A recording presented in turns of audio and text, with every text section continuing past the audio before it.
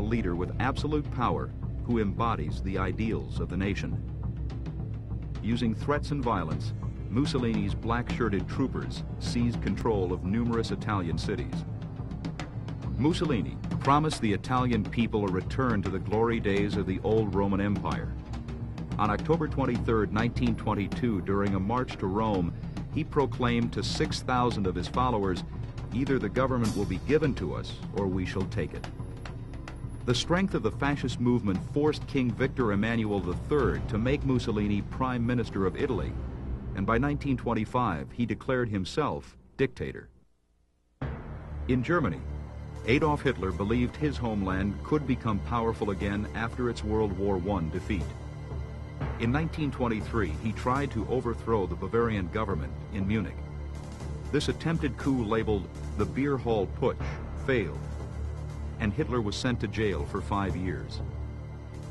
Hitler only served 9 months of the sentence. In that time, he wrote Mein Kampf, or My Struggle, detailing his vision of Germany's future and his plans to steal land from other nations. In the book, he also voiced his hatred for those he considered non-Germans, especially Jews and communists. For the remainder of the decade, Hitler would successfully rebuild the National Socialist German Workers, or Nazi Party. Through remarkable speeches and propaganda, he would rise to power as Chancellor of Germany in 1933. Back in the United States, strong leadership was practically non-existent.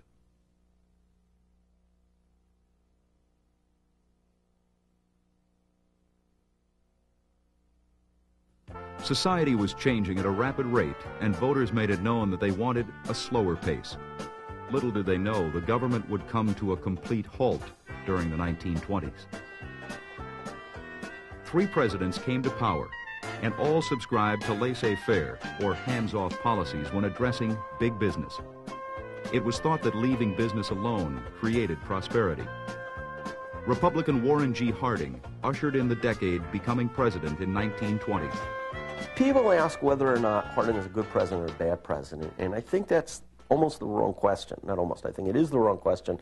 There are, in the course of American history, great presidents, mediocre presidents, bad presidents. Harding's not even in the running. Known as the best of the second-raters, Harding was one of the most corrupt presidents. His card-playing friends, referred to as the poker cabinet, often used their friendship with the president to fill their pockets with taxpayers' money. He puts in charge of the VA a guy he met on a trip to Hawaii, and he liked the guy, so he said, "What would you like to do?" And the VA is booming. I mean, this is right after the First World War. "Yeah, I'll take the VA. You got it. No big deal." Turns out the guy's a former Army deserter, but you know, what the hell.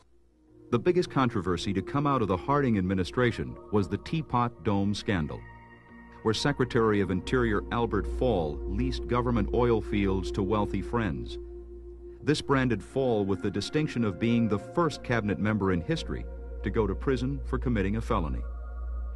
President Harding died in office on August 2, 1923, and was succeeded by his vice president, Calvin Coolidge. Silent Cal was old-fashioned in his virtues, stayed away from scandal, and rarely spoke. A dinner guest once confronted the president and said, "Mr. Coolidge, I've made a rather sizable bet with my friends that I can get you to say 3 words this evening." The president replied, "You lose." Coolidge often stated that the business of America is business, and did everything he could to champion the cause. He kept tariffs high and taxes low. The thriving economy distracted the public from Coolidge's lack of imagination, leadership skills, and compassion for suffering farmers. The ineffective Coolidge opted not to run in 1928, offering no reason for his decision. Humorist Will Rogers jibed, "The president retired from office a hero, not only because he hadn't done anything, but because he had done it better than anyone else." For most Americans, a 2-bit president was fine as long as the economy stayed strong.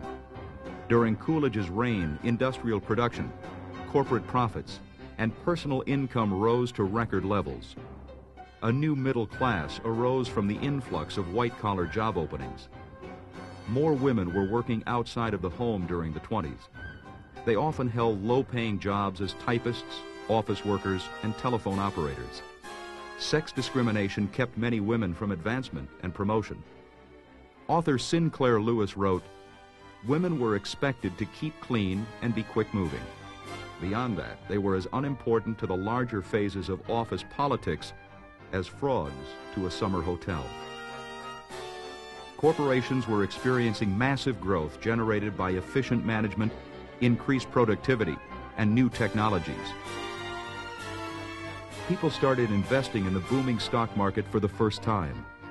By mid-decade, more than 1.5 million Americans owned active stock market accounts.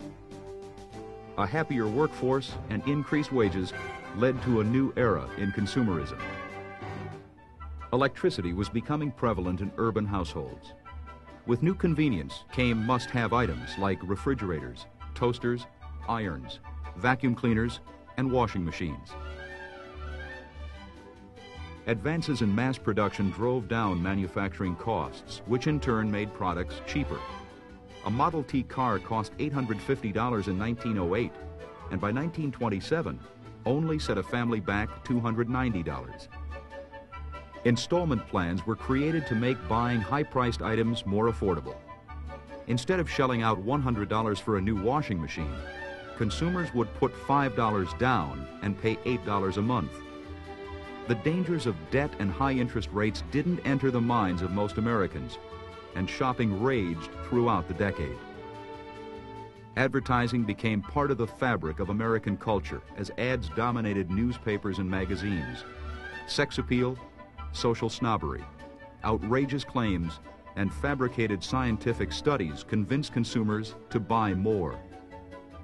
And Listerine ads would make it absolutely clear, and I'm not trying to pick on them because I can do this for shirts, I can do this for just a variety of products, that if you don't buy this product, everybody's going to just shun you. I mean, you're just going to be a pariah. So there was this incredible catalog of things you now had to buy if you wanted to be middle class. Retail stores began to sprout up with increasing demand for products. Standard Oil went from 12 gas stations in 1920 to over 1,000 by 1929. The A&P grocery store chain boasted over 15,000 stores nationwide by decade's end. Sears and Roebuck, J.C. Penney, Woolworth, and many other retailers provided over 160,000 chain stores by the late 20s. Quality of life was on the upswing in America. With such a healthy economy, it was no surprise when the American people elected Republican Herbert Hoover to the presidency in 1928. An American success story, Herbert Hoover was born to an Iowa farmer and orphaned at age 10. He earned a degree from Stanford, became a mining engineer, and was a self-made millionaire by 40. As Secretary of Commerce under the previous two presidents, Hoover supported better nutrition for children, 8-hour workdays, and helped create the Pollution Act of 1924, the first attempt to control coastline oil pollution. Like his two predecessors, Hoover dedicated his administration to promoting business interests while for the most part ignoring the desperate state of America's heartland. With the war's closure came the end of government price supports, and foreign need for imported grain and foodstuffs declined. Warehouses and grain elevators were filled to capacity with a lack of sales and increased productivity. Farm income went from $14.5 billion in 1919 to $8.1 billion in 1921. So farmers in the rural sections of the United States never really emerged from the depression that they fall into right around 1919, 1920. And they stay in a depressed state.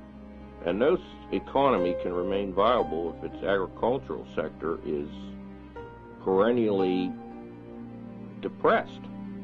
By the time Hoover became president, 1 farm in 4 had been sold to pay off debts or taxes. Keeping with his policy of rugged individualism, Hoover signed the Agricultural Marketing Act. This set up the Federal Farm Board, which loaned money to farmers' cooperatives so they could buy, sell, and store surplus crops. The act steadied crop prices, but did not help them rise. This agriculture crisis was an important precursor to the Great Depression.